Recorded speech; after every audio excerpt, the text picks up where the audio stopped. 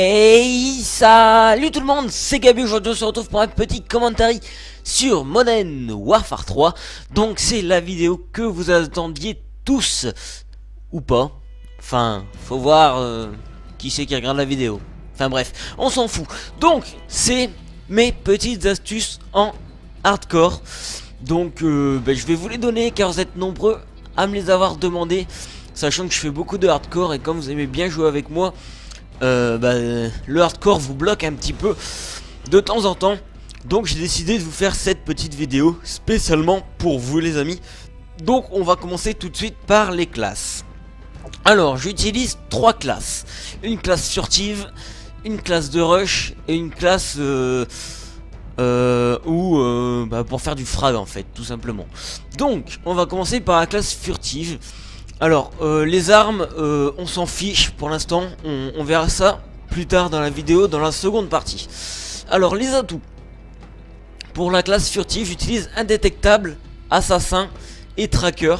Donc comme vous pouvez le voir, furtif, indétectable et assassin pour vraiment être le plus invisible possible et me déplacer en toute sécurité dans la carte sans me faire avoir par des hélicos ou encore des drones. Donc ensuite tracker qui pour moi est l'un des meilleurs atouts du jeu, surtout pour le hardcore, et je vous expliquerai ça dans la seconde partie de la vidéo. Donc surtout restez connectés et mes choix de comment dire, je ne vais pas retrouver. Mes choix d'équipement de combat en spécialiste ne sont pas choisis au hasard non plus. Mais vous saurez ça toujours dans la seconde partie de la vidéo. Ensuite donc une classe de rush avec passe-passe, assassin, tracker et évidemment les mitraillettes pour pouvoir se déplacer plus vite. Voilà. Et ensuite une classe un peu moins rush, un peu moins furtive. Donc toujours avec assassin et tracker, mais avec pillard et en équipement de combat dès qu'il strike d'assaut. Donc ce sont vraiment des classes qui marchent très bien pour moi. Et si ça vous intéresse, essayez-les plutôt. Et vous m'en direz des nouvelles, voir si vous arrivez à vous en sortir avec ça. Mais bon, ce ne sont pas des classes parfaites, hein, je préfère vous le dire tout de suite. C'est juste des classes qui marchent bien avec moi et qui pourraient peut-être bien fonctionner avec vous aussi. Donc essayez-les et dites-moi ce que vous en pensez. Donc on va passer directement au gameplay. Allez, à tout de suite.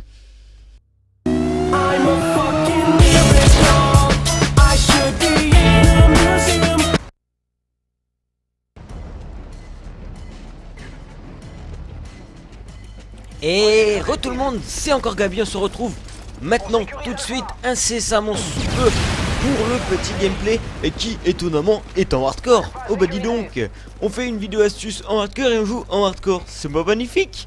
Donc on est sur la map résistance avec l'AK-47 en silencieux.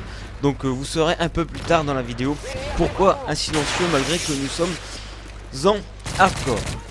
Donc j'avais pris la classe assaut pour le gameplay car c'est vrai que je présente énormément de gameplay en spécialiste, et là j'avais envie de changer un peu et donc je me suis dit let's do it, on est parti, on sort un gameplay avec des kill-strike, ça changera un petit peu. Alors pour commencer, première astuce, pour moi il faut toujours avoir un positionnement ennemi. Alors qu'est-ce que je veux dire par là? Donc ce n'est pas forcément jouer au drone. Donc certains auront compris qu'il faut pour moi jouer au drone, mais non, pas du tout. Donc en fait là vous ne le verrez pas car j'y ai pas pensé, mais c'est un gameplay du mode studio, donc on ne verra pas ce que je fais un coup de temps en temps. Mais pour avoir un positionnement, il vous suffit juste que lorsque vous entendez tirer un ennemi, et bien vous appuyez sur start et il y a la mini carte qui va s'afficher en bas à droite et vous aurez le petit point rouge qui indiquera où l'ennemi a tiré, et c'est notamment pour ça qu'il faut absolument avoir un silencieux en hardcore, car si vous avez un ennemi malin en face, et bien il a qu'à appuyer sur start et vous êtes entre guillemets spotted. Ensuite toujours rester un maximum mobile. Donc la deuxième astuce c'est pour moi la mobilité. Donc c'est à dire il ne faut pas camper, ça sert à rien. Vous ferez pas de bonnes parties en campant en hardcore et limite vous ferez limite des plus mauvaises parties en campant que en rushant. Donc vraiment pensez à être mobile et avoir des déplacements intelligents. Et c'est pour ça que je vous ai conseillé l'atout tracker qui pour moi est vraiment indispensable dans ce mode de jeu. Car quand vous êtes en 1 contre 1, et ben ce sera la mobilité qui vous sauvera. Car lorsque vous visez, vous avez certainement dû remarquer que votre strafe, donc votre strafe c'est les pas de côté, sont nettement diminués et énormément plus lents que lorsque vous ne visez pas. Et l'atout tracker va vous permettre de pallier à ce défaut. Ensuite, je vous conseille en astuce numéro 3 ou 4, il me semble, je ne sais plus, d'être un maximum mobile. Donc, non, bah non, pas mobile, je viens de le dire. T'es con ou quoi, Gabi? Mais qu'est-ce que tu dis? Donc, d'être attentif à chaque mort, je voulais dire. Pourquoi être attentif à chaque mort? Certains me diront, mais Gabi, ça sert à rien, il n'y a pas de kill cam. Quand tu meurs, autant rager et tu recours dans le tas et basta cosy, on n'en parle plus. Non, tout simplement, pourquoi être attentif à chaque mort? Car lorsque vous mourrez, je ne sais pas si vous l'avez remarqué, si vous jouez un coup de temps en temps en hardcore, mais vous avez le positionnement ennemi. Donc je ne sais pas comment dire, enfin si je le sais, mais vous ne le savez peut-être pas. Lorsque vous mourrez, regardez là, vous avez peut-être vu la caméra s'est dirigée dans la direction de l'ennemi qui m'a tiré dessus. Donc là il était tout près, donc on l'a vu. Mais lorsque les ennemis sont loin, ça aide à peu près à savoir d'où il va tirer. Ensuite, je vous conseille d'avoir des déplacements réfléchis. Qu'est-ce que je veux dire par des déplacements réfléchis? C'est tout d'abord éviter les endroits à camp. Donc là où vous savez que les ennemis campent, et ben ne passez pas. Car si il y en a qui campent dans le mode normal, sachez qu'en hardcore vous pouvez être sûr à 80% de trouver un petit Bobby qui vous attendra viseur fixe et qui vous cassera votre série. Et c'est vraiment con de mourir pour ceci, juste pour avoir voulu traverser la map un peu plus rapidement ou rejoindre un allié ou je ne sais quoi d'autre. Voilà. Donc j'en viens à l'astuce suivante qui est pour moi en hardcore une astuce indispensable, c'est vraiment de connaître le jeu. Donc pourquoi connaître le jeu?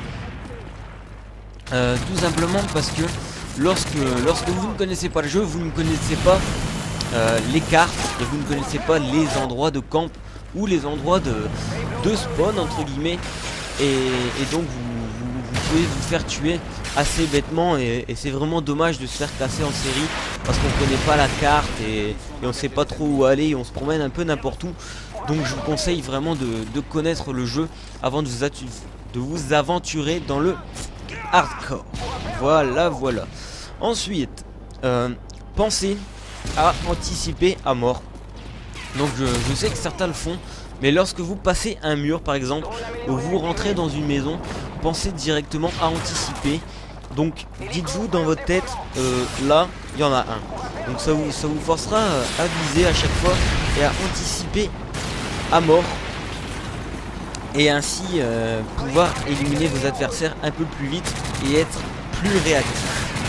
Et j'en viens tout de suite à la toute passe-passe que je vous avais dit qu'il était assez indispensable. Tout simplement puisqu'il faut recharger à chaque kill. Parce que vous n'avez aucune indication sur vos munitions. Et quand vous n'avez pas d'indication sur vos munitions, vous savez pas à peu près à combien il vous reste de balles dans votre chargeur. Et recharger vous permettra de savoir que votre chargeur est plein. Et ça vous évitera de tomber en rate de munitions et ainsi de vous faire tuer bêtement par un ennemi. Ensuite, ne stressez pas pour l'ATH. Donc je viens de vous le dire, par exemple vous n'avez pas de drone, vous n'avez pas vos munitions qui sont visibles ou les comment dire ou le score de la game qui n'est pas visible. Mais ne vous inquiétez pas, ça c'est juste fait uniquement pour vous stresser dans les parties. C'est à dire que quand vous voyez qu'il reste par exemple 20 points en domination à avoir, et ben vous commencez à être pressé.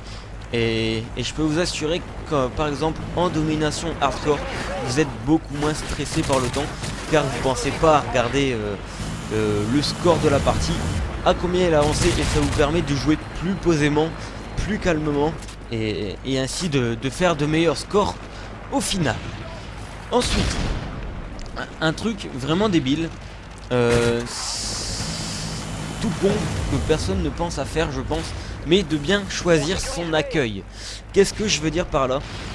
Choisissez plutôt des accueils avec des joueurs expérimentés, donc c'est-à-dire avec, si possible, des gros prestiges, et comme ça, j'ai envie de vous dire, ça limitera un peu moins la camp, et il y aura beaucoup moins de camp, enfin, beaucoup moins, non, on peut jamais être sûr à 100%, mais il y aura moins de chances de tomber sur beaucoup de campeurs dans la partie. Car bon, souvent les gros prestiges ont beaucoup joué en hardcore, et certains ont même fait leurs 10 prestiges par exemple en hardcore, et ils savent à peu près ce qu'ils font, et c'est rare qu'ils campent. Voilà, donc pensez à prendre des accueils avec des bons joueurs. Ensuite, je peux vous conseiller un truc tout bête, c'est de rester assez loin de vos alliés. Car vous ne vous en doutez peut-être pas, mais c'est du ricochet hardcore sur Modern Warfare 3. Et dans le ricochet hardcore, et ben, comment dire, quand vous tirez sur un allié, si il a pris assez de balles pour mourir, ce n'est pas lui qui meurt, mais c'est bien vous. Donc si malencontreusement vous devez tirer sur un ennemi et qu'il y a un allié qui passe devant vous, et ben si vous tirez sur l'allié, c'est vous qui allez mourir, et ça peut vous casser votre série. Donc pensez toujours à rester devant vos alliés et non pas derrière, contrairement à ce qu'on peut croire. Donc j'espère que ce petit tuto vous aura plu. Enfin, c'est pas vraiment un tuto, c'est des astuces. J'espère que cela vous aidera. Et sortez couverts, un bonnet, un cache-nez, et le reste on s'en fout. Bye.